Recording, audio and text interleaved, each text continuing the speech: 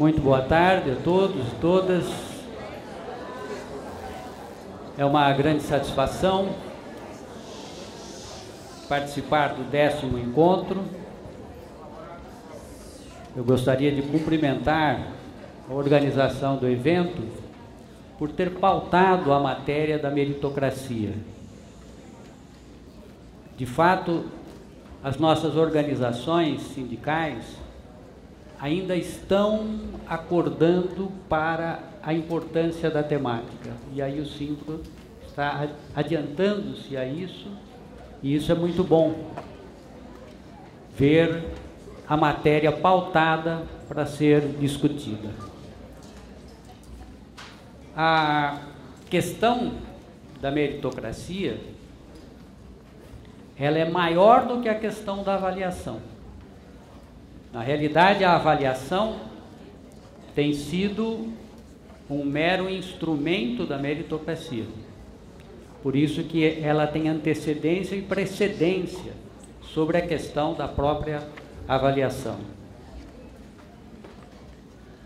Nós estamos numa conjuntura em que a retomada das condições políticas para implementarmos as propostas neoliberais viabilizou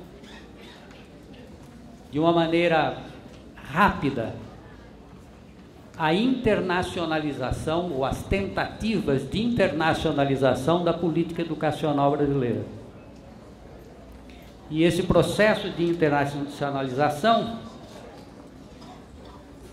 conta com toda a experiência acumulada do capital a nível internacional na implementação de uma política muito maior para a área educacional, que vai muito além da meritocracia, mas que tem na meritocracia uma ancoragem importante. Daí a sabedoria de pautar a discussão da meritocracia. Eu tenho assistido greves ao nível nacional em estados que têm meritocracia implantada e que não tocam durante a greve na meritocracia, mostrando que ainda nós estamos carentes de uma maior percepção do poder destrutivo que esta política traz, seja para o professor no seu trabalho, seja para as organizações sindicais, do ponto de vista da organização da resistência, seja para os próprios alunos, gestores e pais.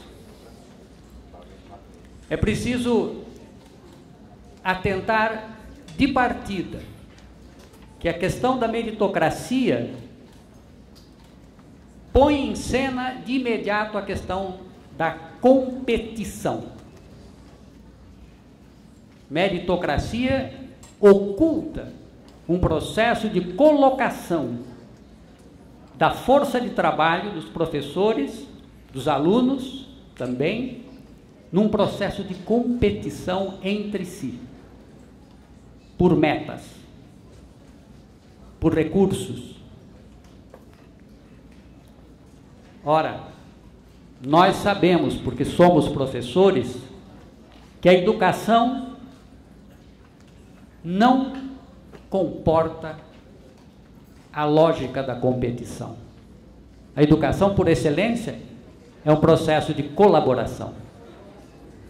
Colaboração entre alunos, entre professores e alunos, entre professores e professores, gestores, pais. A lógica da competição é uma lógica de mercado. Já começa aí a questão. Ao comprar a meritocracia, eu já compro a categoria central do mercado, que é a competição. E pela meritocracia, eu introduzo a competição dentro da escola.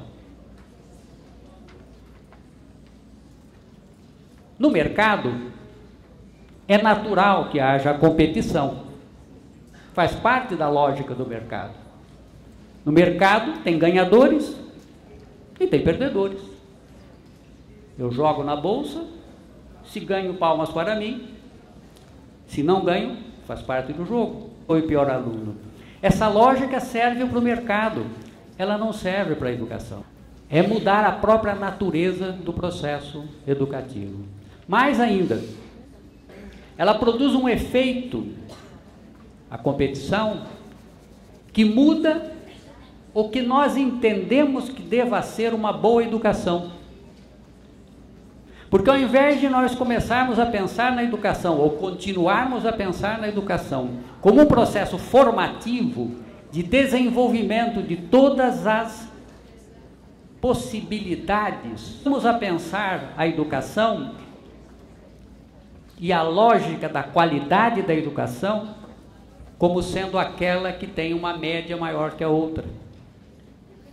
Ou seja, eu tiro o foco da formação, da teoria da formação humana e coloco na diferença de médias a minha apreciação do que é uma boa qualidade. E com isso, nós temos situações absolutamente ridículas em que uma escola que tem 300 pontos numa avaliação é considerada melhor do que a outra que tem 245. Isso medida média obtida em uma ou duas disciplinas, que não revelam o trabalho da escola no seu conjunto.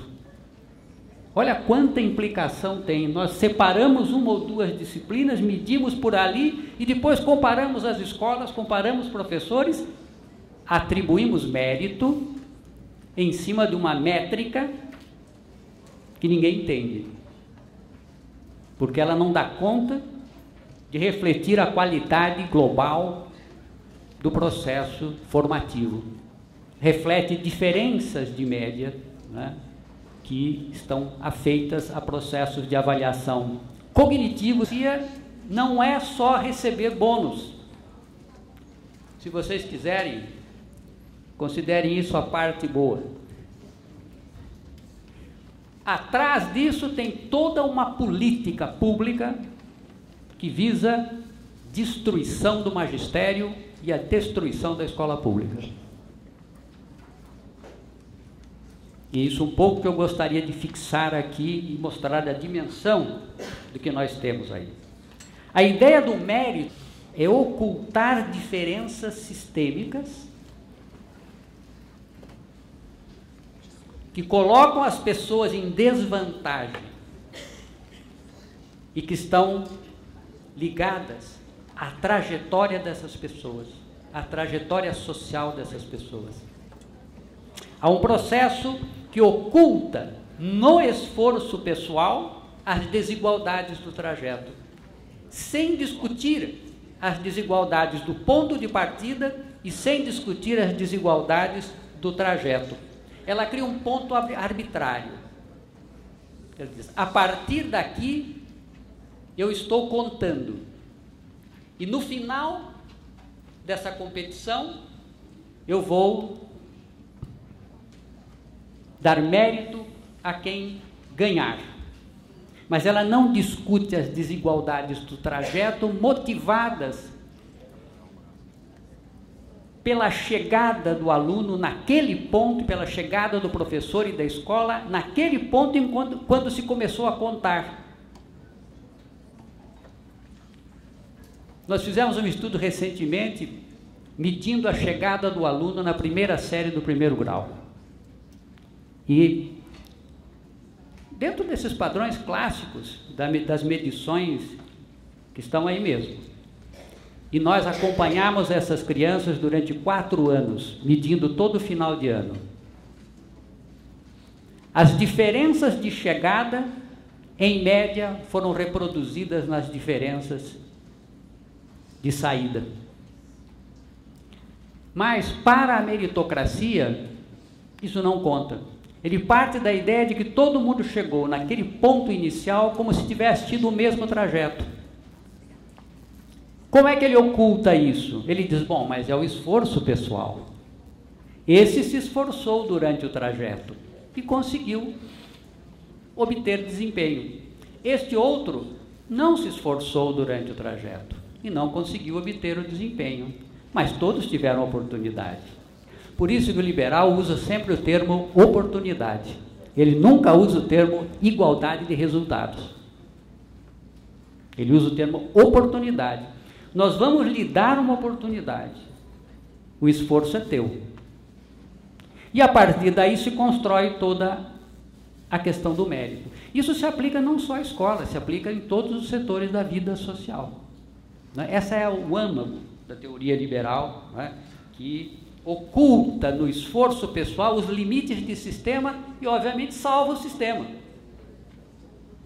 E transfere a discussão para a responsabilidade das pessoas. Ou, se vocês quiserem, responsabiliza as pessoas pelo uso das oportunidades. Oportunidades que se sabe de antemão não são iguais, porque as pessoas chegaram naquele ponto desiguais já. Alguém já disse por aí, não vou me lembrar quem foi, que tratar desiguais de maneira igual aprofunda a desigualdade. Essa é o âmago da teoria da meritocracia liberal. Enfaticamente, a gente pode dizer que o que está em jogo aqui é a negação de direitos sociais escondidas, camufladas no esforço pessoal. Você tem a oportunidade, mas se você não conseguir esse direito, foi problema teu. Não é que nós não queremos dar-lhe. Eu nunca me esqueço de como Jarbas Passarinho inventou o vestibular. Naquela época, nós prestávamos um exame de entrada na universidade. Acontece que, quando acabavam as vagas, criava-se a chamada lista de excedentes. Então, tinham 60 vagas numa universidade, 60 primeiros que passavam eram alocados às vagas, sobravam 10 para os quais, mesmo aprovados, não tinham vaga. Estes 10 eram considerados excedentes e, obviamente, batiam bumbo para que se aumentasse de 50 para 60 as vagas. O movimento estudantil ia para a rua dizendo, não, como? Precisamos de mais vagas, olha a lista de excedentes que está aí. Essas pessoas passaram no exame, tinham condição de entrar na universidade, mas não tem vagas. O que Jarbas Passarinho inventou? O vestibular. Ele inverteu a lógica. Agora, as pessoas fazem um vestibular e tem uma nota de corte. E se elas não passam, elas não vão para a lista de excedentes, elas não são consideradas aptas a entrar na universidade e figurar numa lista de excedente. Elas simplesmente são consideradas fracassadas. Elas não conseguiram passar no vestibular. E, portanto, não têm direito a nada, nem a bater bumbo por mais vagas. Inverteu a lógica. Uma grande sacada. Porque transformou o problema de entrar na universidade em uma questão de esforço pessoal, uma questão de oportunidade. E se você não tem capacidade para aproveitar uma oportunidade, o problema é teu, não é da universidade que não tem vaga. Essa é a lógica da meritocracia que está posta por aí. Bem, mas a proposta da meritocracia, ela tem assim um canto da sereia, né? Puxa, vou poder ganhar um pouco mais, não é? Se as coisas correrem bem, não é?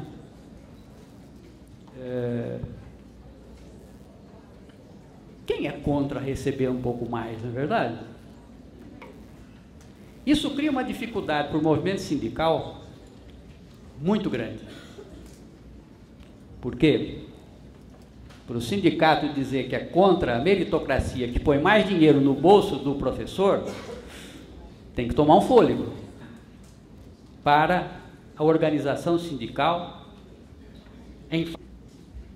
No Brasil, nós vivemos apenas ensaios de política meritocrática. São aproximadamente 13 estados que estão ensaiando essas políticas. Essas políticas, na maioria das vezes, já há ensaios mais arrojados. A meta, ela distribui um excedente para os professores, porque ela é importada de experiências americanas que acontecem há mais de década nos Estados Unidos, e lá se começou dando bônus diretamente para o professor e se encontrou que isso não produzia nenhum efeito significativo. Então, se passou por uma versão 2.0, que é dar o bônus para todos os profissionais da escola. Também não funcionou. Mas, como eu mostrarei depois, meritocracia não é uma questão científica, é uma questão de fé.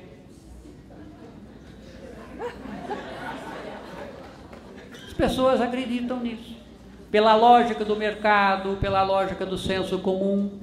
Não é uma questão científica que você diga assim, eu vou mostrar para você, eu vou fazer um seminário aqui e vou mostrar para você que a política de bônus não funciona. Isso é fácil de fazer. O problema é que isso não é a lógica das políticas públicas neoliberais. Elas são aplicadas, não é uma questão que se lida no campo da demonstração científica, é uma questão de poder. Quem tem poder implanta, tá certo? Quem tem poder faz. Quem tem poder faz lei sobre isso. Não é uma questão de ciência que você discute se funciona ou não. Do ponto de vista da ciência, está claro que ela não tem repercussão, tanto nos estudos americanos da National Academy of Science, que fez um rastreamento dessas experiências e mostrou que os impactos ou são pífios ou negativos, né? Está demonstrada na própria ação da cidade de Nova York, que testou a exaustão a política de bônus com o Bloomer, e que melancolicamente levou a declarar alguns anos atrás que, como ele gostava muito do dinheiro público, então ele ia, já que não produzia efeitos significativos para os investimentos que estavam feitos. Está expresso nos experimentos brasileiros que mostram exatamente como essa política é errática. Você pega um estudo e ele diz, melhorou na 5ª série, mas na 9ª não, né? Aí você pega outro estudo e ele diz, não melhorou na 5ª, mas na 9ª sim, né? Ou seja, pode acontecer qualquer coisa. Não tem tendência. E na ciência nós lidamos com tendências, já que experimento sozinho não faz verão. Nós lidamos com tendências. E não há tendências. Quando você vai apreciar os dados, você vê que pode acontecer que melhora, que piora, ou pode não acontecer nada. Isso não referenda a aplicação de nenhuma política. No entanto, a questão não é científica, é de interesses. Portanto, faz-se caso omisso e se mantém as políticas. É fé. Fé que convém a determinados interesses que estão em jogo. Entre eles, nós podemos dizer claramente o ajuste fiscal no âmbito da educação. Há implicações dessa ordem aí. Mas hoje, nós estamos assistindo a uma ampliação dessas políticas que começam com bônus, né, mas que hoje estão tomando um corpo muito grande. Nós estamos agora num segundo momento de viragem dessas políticas públicas, que passa por ações do seguinte tipo. Em primeiro lugar, uma redefinição da Base Nacional Comum Curricular, que vai dar base para uma revisão das políticas de avaliação em seguida, e que vai revisar a formação do professor em seguida também. Isso está explícito, está dito, escrito, publicado. A finalidade da Base Nacional Comum hoje é essa: fixar um padrão e usar esse padrão na revisão dos processos de avaliação, Prova Brasil, ANA, Enem, etc. E na outra ponta, atrelar as entidades que formam professores a esse padrão nacional que foi criado. Isso está em discussão, tem uma briga entre a SAI e o MEC, os dois querem fazer a base, e hoje a SAI é onde concentra o maior poder destrutivo de implementação destas políticas públicas neoliberais. Está em tramitação no Congresso a Lei de Responsabilidade Educacional, 7420, que vai estabelecer penalidades para não atingimento de metas. Foi aprovado a PEC 82, que institui como princípio de organização do serviço público, além de todos aqueles que nós já conhecemos lá, impessoalidade, etc., etc., a meritocracia. E há uma disputa acirrada hoje na política pública oficial pela definição do Sistema Nacional de Educação. A proposta da Secretaria de Educação é uma proposta que institui formalmente a meritocracia, paga nos estados com dinheiro federal, através de um fundo específico. A estrutura que a SAE montou é uma estrutura muito próxima à que os Estados Unidos implantou depois de 2001, com a Lei de Responsabilidade Educacional Americana, e que prevê uma verticalização do controle da educação em escala nacional, especialmente quando as escolas não atingem metas. Então, é isso que está se desenhando por aí. Sempre o quê? A meritocracia. Sempre o quê? O padrão. Que é a lógica empresarial de articule recompensas na forma de mérito, e aí vem a fase que os professores não estão se dando conta. Os professores que estão em processos de meritocracia estão vendo quando o dinheiro chega no bolso e estão contentes, falam, e alguns até justificam, mas eu me esforço muito mais que ele, veja só, ele não é tão esforçado quanto eu, bem feito para ele, não é verdade? Eu me esforço, né? A competição, né? A competição entre professores instalada, né? Portanto, eu mereço mesmo bem, só que não para aí. Essa é a parte interessante do processo, certo? Mas qual é o prosseguimento dessa política? O procedimento dela, a versão final dela, que está em marcha em outros países, não é só dar o bônus. No Brasil, os liberais não podem fazer mais do que pagar um bônus. Por quê? Porque existe o Estatuto da Estabilidade.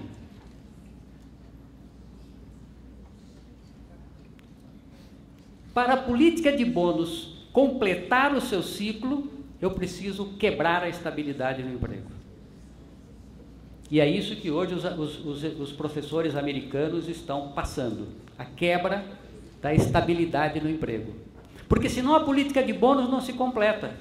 Por quê? Na lógica empresarial, é verdade que quando um funcionário trabalha mais que o outro, eu dou a ele um bônus.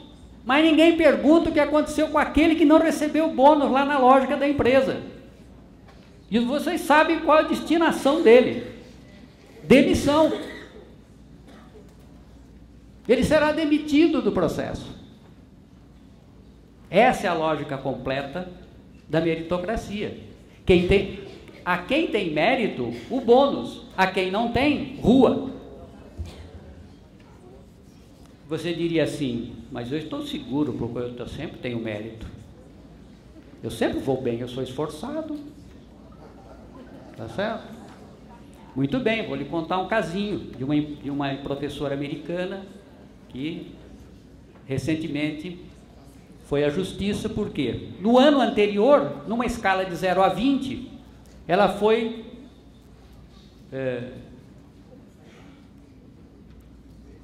avaliada como tendo 14, um pouco acima da média, portanto, que é 10.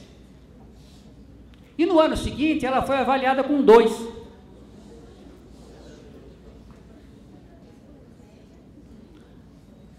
Os desempenhos dos alunos nem eram tanto diferentes. O que aconteceu nisso daí? Tem um modelo por trás da meritocracia, que é o modelo da curva normal.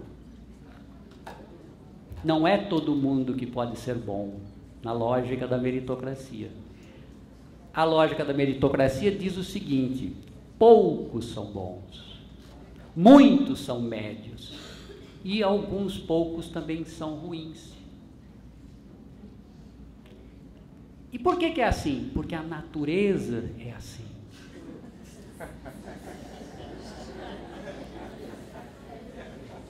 Certo? Lembra da estatística, quando a gente estudava lá no começo, a gente era estudante de estatística, dizia, enfie a mão numa saca de café e pegue um punhado de grãos.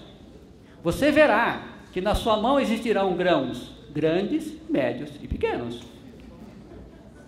E aí fazia-se uma curva com aquilo para mostrar a curva de Gauss. É esse o modelo que está por trás da avaliação dos estudantes e que vai estar por trás da avaliação dos professores. Não adianta todos quererem ser bons, porque no máximo poderão ser médios. E isso faz com que num ano você possa ser bom e por modelo, por desenho, no outro você possa não ser.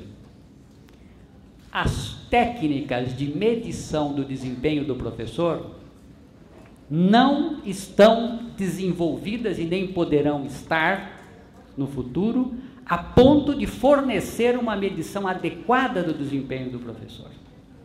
Esse é o ponto. Não há hoje instrumentos científicos na estatística e nem modelos matemáticos que possam dar conta da avaliação do trabalho do professor. Todos os esforços que foram feitos nos Estados Unidos e que lá recebem o nome de cálculo de valor agregado são imprecisos e instáveis, como o dessa professora que recebeu 20 num ano e 2 no outro. Mais ainda, não são todas as matérias que são avaliadas. De maneira que, mesmo que você seja um excelente professor, o seu aluno terá aulas com professores não avaliados diretamente no teste, porque o teste é de leitura e matemática, e ciências no máximo, certo? Mas que vão afetar o seu aluno. Ele não é só aluno seu, de maneira que o seu aluno é produto de um conjunto de professores que trabalham com ele, 7, 8, 10 professores, dos quais 2 têm avaliação de conteúdo na prova, das provas. Você pode ser excelente, mas se o outro jogou o seu aluno para baixo numa espiral negativa de motivação, como é que você levanta esse aluno? Ou seja, não há quem dê conta desse processo complexo, que é a formação e o ensino, e que você possa dizer que seja passível de tradução em consequências de pagamento dos professores. E, obviamente, isso é uma guerra hoje dentro dos Estados Unidos, e a Associação Nacional de Estatísticos acabou agora, a questão de 6 meses, fazendo uma declaração de que estes modelos não têm estabilidade. Mas é como eu digo, é fé. Então, continua-se usando. Se não usar, não acessa a política pública, dinheiro. O governo federal só distribui dinheiro se você usar esses procedimentos de avaliação. Ou você usa, ou você não vai ter dinheiro do governo federal. O nome para esse programa dentro dos Estados Unidos é muito bonito, chama-se Corrida ao Topo.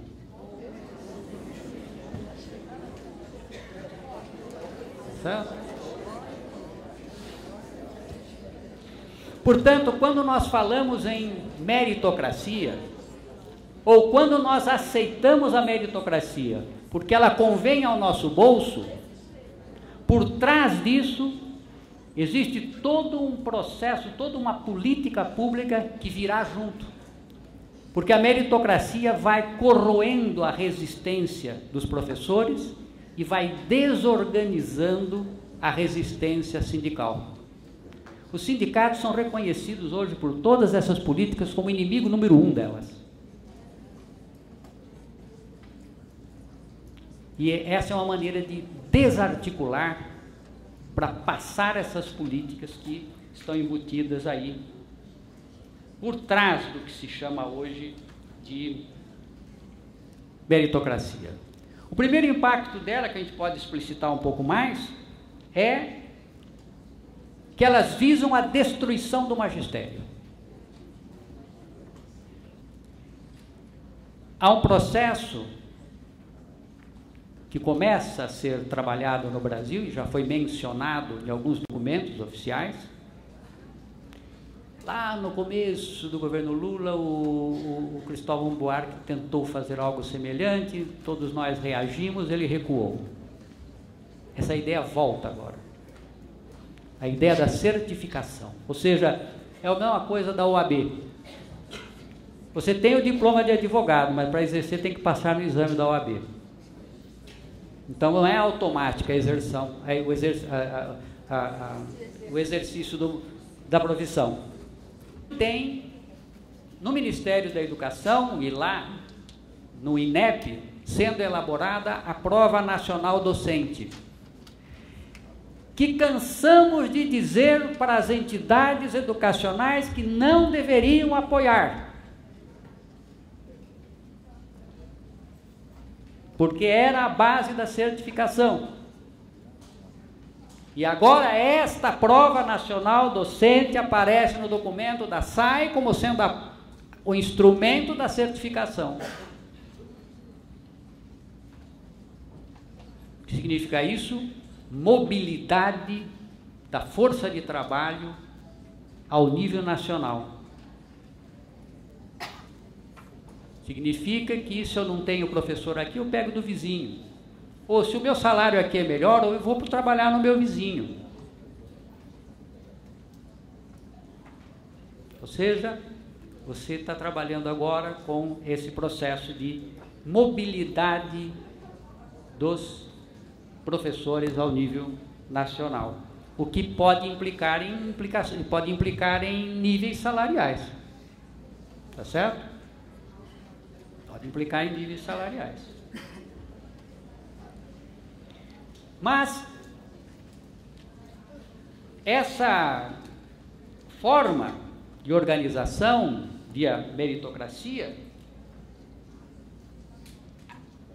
prepara, na realidade, um processo muito mais amplo de interferência na escola pública, que é a terceirização da gestão da escola pública. O Estado do Pará vai testar esse modelo, que nos Estados Unidos é chamado de escolas charters, com 50 escolas financiadas pelo Banco Mundial no ensino médio. O que significa? A escola continua sendo pública, mas ela é gerida por uma empresa privada. Exercícios em Goiás têm sobre isso. Minas Gerais ensaiou algumas coisas. Via de regra, onde tem liberal, tem esses modelos. Para pegar a base americana, um professor americano ganha hoje, na escola pública, considerada pública, cerca de $66 mil ano. A terceirizada americana paga $33 mil ano. E, obviamente, sem estabilidade no emprego. Isso é o futuro da meritocracia. Se a gente se contentar agora com o dinheirinho que vão dar, estamos abrindo as portas para esse tipo de política. Temos que ter consciência disso. Estão abrindo as portas para esse tipo de política que virá em seguida, que aponta na direção da desqualificação do magistério e sua destruição pela precarização do trabalho, que chega até ao apostilamento na sala extremado. A mesma coisa se dizer para o médico que ele vai operar seguindo uma apostila. Vai estar a apostila, eu vou fazer a operação lá, segue essa apostila aqui, hein? Tá certo? É desqualificar, porque é impedir que o professor pense, é impedir que ele analise as condições que ele tem em sua sala e regule o processo de aprendizagem em função das dificuldades que seus alunos têm, que não são únicas e nem iguais para todos, mas que são pautadas aí por um padrão que foi posto em cima de uma base nacional comum. E vocês, se leram o documento da Pátria Educadora do Mangabeira, vocês devem ter visto lá, que o Mangabeira trabalhava naquele documento com 3 níveis de progressão, que era acima da média, na média e abaixo da média, oficializando o processo de segregação no interior das salas. E para esses níveis existiriam materiais específicos. E, obviamente, demissão do diretor para quem não conseguisse chegar às metas estabelecidas. Bem, eu não preciso dizer como é que isso destrói a organização sindical, né? Que é a consequência imediata desse modelo, né? O pano de fundo disso é a retirada de direitos sociais. Do lado do professor, precarização e perda de estabilidade no trabalho. Do lado do aluno, é a estagnação das diferenças entre alunos, por origem social, por gênero, pelo que quiserem, mas que implicará em manter ou ampliar a segregação escolar. Onde essas políticas entram, ou elas não melhoram a segregação escolar, ou pioram. Nos Estados Unidos, eles estão estabilizados e não conseguem diminuir a diferença entre negros e brancos, pobres e ricos. Apesar de tudo que fizeram, todas as mazelas que foram testadas contra o magistério naquele país. No Chile ampliou. O Chile hoje, em termos de segregação escolar, só perde para Macau. A Suécia ampliou a segregação escolar.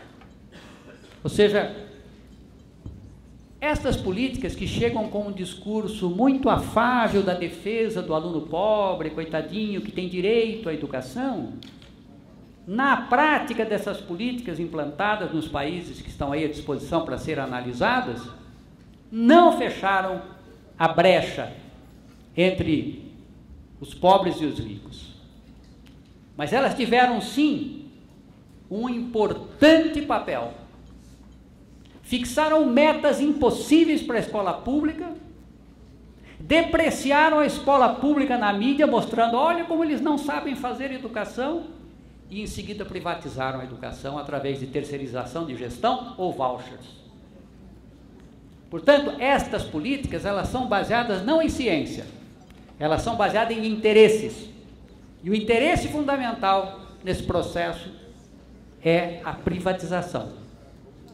É lá que se destina o esforço que está sendo posto em prática nesse momento. E isso é acompanhado do recrudescimento do conservadorismo dentro das escolas. O caso de Goiás é típico, onde se entregou 26 escolas, e vão se entregar mais 10 ou 12 ainda ao longo do ano, para a PM administrar. De farda e continência, sim senhor. No Brasil, são 96. Duvido que a classe média está pondo seu filho lá dentro. Duvido que a classe média ia aceitar o filho de farda batendo continência para o diretor da escola, que é um cara da PM. Mas o pobre pode, porque pobre é relaxado. Então tem que ser tratado duramente mesmo. Tem que dar ordem, tem que pôr ordem na escola. Para o pobre. Para pobre. Esse modelo não é diferente nos Estados Unidos, onde emergiram lá os movimentos chamados no excuses. Ou seja, sem desculpas para aprender.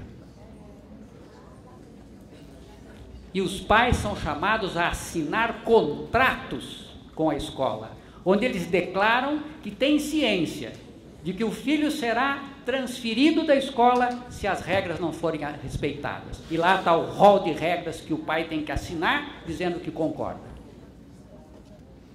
Pobre. Não é para classe média ou classe alta, é para pobre. Portanto, gente,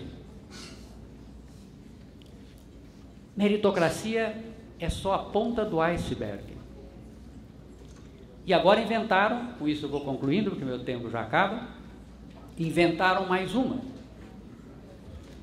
Acuados na crítica de que estavam fazendo base nacional comum restrita ao cognitivo, só cuidando das disciplinas e das matérias. E na outra ponta, com a pressão empresarial para entregar um trabalhador mais adequado às novas tecnologias que estão sendo usadas nas empresas, inventaram uma questão que chama-se agora, copiada obviamente nos Estados Unidos, habilidades socioemocionais. Porque não é só conteúdo, né? Claro, não, nós temos que cuidar de outras habilidades que as crianças têm que desenvolver. Pois bem, as tais habilidades socioemocionais não são nada mais diferente do que entregar para a PM a escola. É a mesma lógica.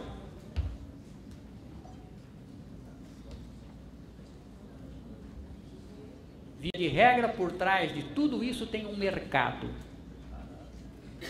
O mercado do apostilamento, o mercado dos kits, o mercado da terceirização. No caso das habilidades socioemocionais, existem kits completos de como ensinar habilidades socioemocionais, como respeitar, como colaborar, como ser criativo, né? São kits que existem lá, que você compra e usa na escola. Olha o absurdo do ponto de vista educativo. É como se você pudesse ensinar tudo pela via da explicação verbal. Senta aí que eu vou explicar agora para você como é que você tem que respeitar, tá bom? Olha, respeitar é assim, ó. E aí eu explico pro aluno o que é respeitar e ele sai respeitando.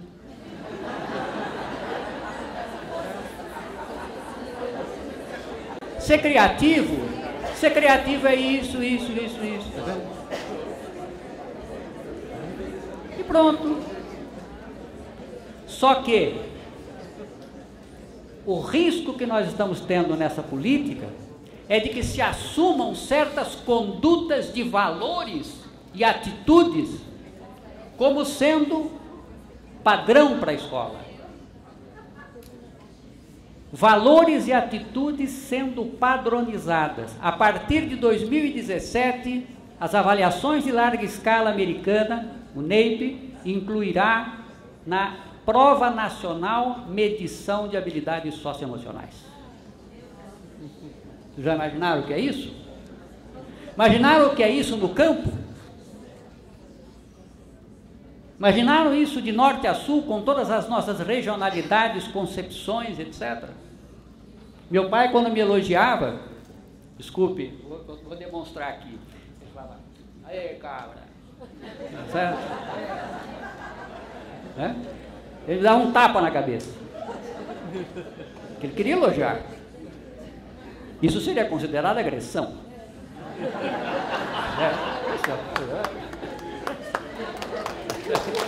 Então, veja, é diante dessa injunção que nós estamos.